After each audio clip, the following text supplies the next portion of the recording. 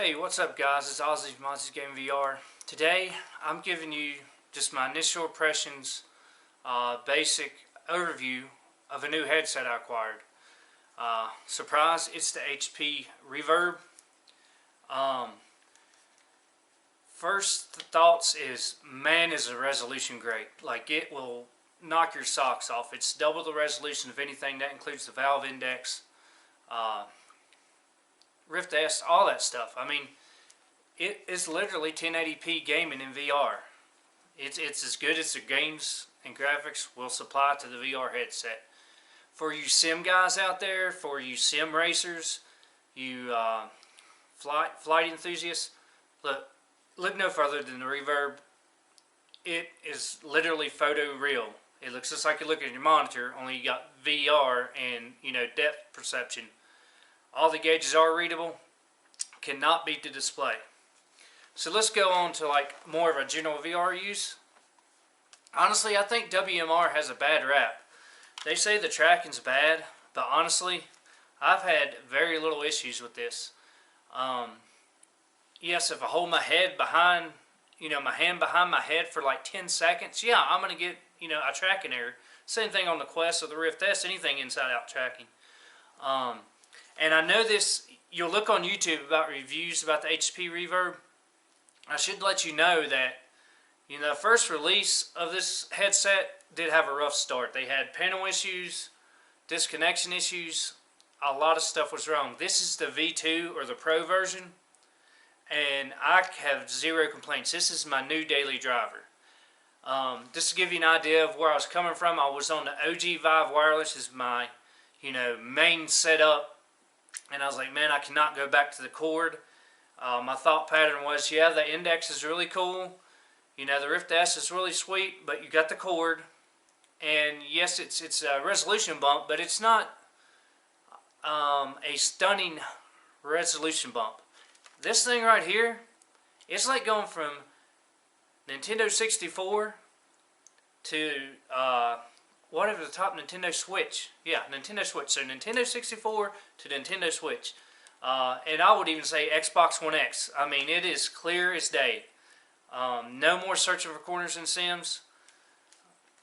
You read your gauges in your aircraft easy. As far as Rec Room, it was a mind-blowing experience because, we all got the little squinted eye, regardless of what you have, unless you have a Reverb or an X-Tall. I doubt anybody that watches my channel has an X-Tall, but anyways, the resolution will knock you on your butt. Alright, the resolution is keen.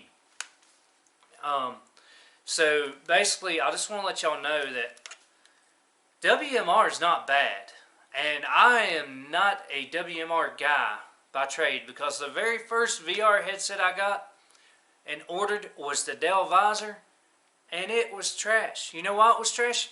I hooked it in my computer, could not even get the thing to turn on, couldn't even get it to boot up to Windows, mixed reality, none of that. Sent it back, got another one sent to me, guess what? Same issues. This, simple setup guys, hook it in, you cannot, it's easier, it actually runs smoother. And I don't know if that's an issue with Stem VR normal versus Windows Mixed Reality for Stem VR, but you can boot your games directly through the Windows Mixed Reality portal now, which is, I would say, a good 30 seconds faster going in-game, out-of-game. I don't know, it could be my system-specific specs, but it is a much smoother experience. So let's talk about some of the advantages of this. So you have a 60 Hz mode and a 90 Hz mode. Now before you write off 60 Hz, I'm honestly thinking that the 90 Hz, even though it does look smoother, no doubt about it, it looks smoother. As far as VR sickness, I cannot attest to why that was the magic number. Maybe it was hardware sales. So maybe it was hardware sales or something, but the 60 Hz is plenty smooth, especially in sim racing. And I found if you're going to get VR sickness, it doesn't matter if you're on 120, 144, or 60 Hz. You still don't get sick on certain games. And that sucks until they develop the technology better. But if you're able to play Project Cars 2 on the Reverb, I mean, if you're able to play Project Cars 2 on your regular headset, going down to 60 Hertz to run basically equivalent 2K resolution per eye is not going to hurt you at all. And honestly, I find that the overall experience of the game, because you don't have to worry about those drop frames, runs smoother at 60 Hertz. Project Cars 2. That was another caveat. I was worried. I'm running the i5-8400 currently with a 1080 GTX, okay? It's not the greatest card in the world. It's not a 2080 Ti, but it's you know, getting a little aged on the VR side of things. So I was really nervous about Project Cars, but running it in 60 Hertz mode on this thing, it was smooth as butter. No drop frames. Was able to actually crank up some of the graphics. So like I said, at least with my testing, the WMR headset runs smoother for me on Project Cars 2 and all my sim games than it does on StemVR and the Vive wireless, even when I was on corded Vive. And this ain't to say that, you know, if you have a Valve Index, it's not the best. Everybody has their specific needs and likes, but all I'm saying, guys, is WMR right now is the king to me, because I can actually see the game as it was made by the developer, probably on a flat screen. You cannot beat it. It is crystal clear. As far as seeing the edges, I do not see any edges. I do not notice any pixel deformities. It looks gorgeous. That's what I noticed, is that it looks gorgeous. And one of the other things I wanted to mention, this thing is super light. It is so extremely light that you don't even notice it on your head, okay? It's very comfortable. The only caveat to that is you're going to have to adjust these straps to your head shape and size. It's not going to be a one-size-fits-all, let's swap out the headset to people, okay? You need to take the time to get it on your head correctly. So this is on the back of your head. Originally, it will want to kind of set like this, but if you take the time, you get it comfortable, you cannot beat it. The other complaint I've noticed is people say the cord's heavy. The cord is heavy, guys, compared to anything else out there, because it's got two heavy cords running to get the 4K to your eyeballs. At first you will notice it. After about 2 minutes of playing and fiddling with it, you will not notice it, okay? And one of the other reasons why you notice that big cord, because this headset is so light. I mean, we're getting to a point where we're going to have to counterbalance opposite. You know, most VR headsets, you put weight on the back to take weight off the front. Well, here you have zero weight on the front, and you got that cord on the back. So maybe if you were to put some weight there, I don't know. I don't really notice it once I got it properly fitted. When you first put it on, it's going to be made for like a shrunken head person. I don't know who they had on in testing, but it was literally, I got a small head and I was not able to get it on my head. And once I took the time to get the straps right, game over, man. It was comfortable as can be. But I'm telling you guys, don't overlook this.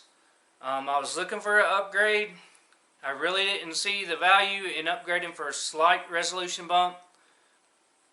This thing runs smooth as silk on a 1080 GTX. I got a 2080 Super inbound with a new PC build. I'll let y'all guys know how that works. But on the 60 Hertz mode, and you can select 90 as well, but I'll probably be able to max out PC Cars 2 on a 2080 Super 60 Hertz mode, no problem.